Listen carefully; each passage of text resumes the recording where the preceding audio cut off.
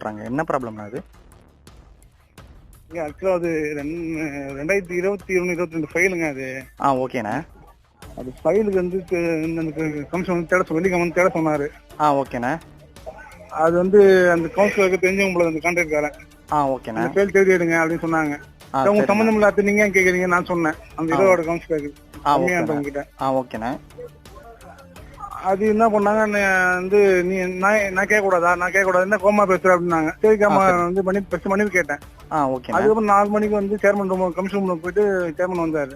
ஓகேண்ணே.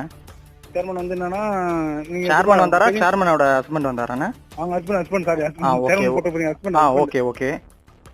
அவங்க ஹஸ்பண்ட் வந்தாரு. ஓகேண்ணே. ரவிச்சந்திரன். ஓகே. ரவிச்சந்திரன் அவரு வந்தாரு. அவர் வந்து என்னன்னா அவங்க கோமா பேசுனா சரி மன்னிப்பு கேள்பா அப்படின்னு. சரி மன்னிப்பு கேட்டேன். சரிங்கண்ணா. கமிஷன் ரூம்ல அவரோட வற்புறுத்தலுக்கு அப்பதான் நீங்க மன்னிப்பே கேக்குறீங்களா? இல்ல ஏன் மன்னிப்புனா சாதா மன்னிப்பு கேக்குறேன்.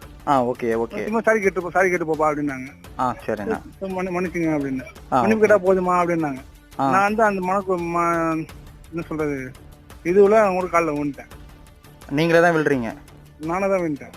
நானா விழுந்தா அவங்க மன்னிப்பு கேட்டா போதுமா அப்படின்னு அவங்க சொன்னாங்க. ஓகே. அதுக்கப்புறம் தான் காலில் விழுந்தேன். அப்படிதான் ஃபோர்ஸ் பண்ற மாதிரி மன்னிப்பு கேட்டா போதுமா? ஆமா சாதா மன்னிப்பு கேட்க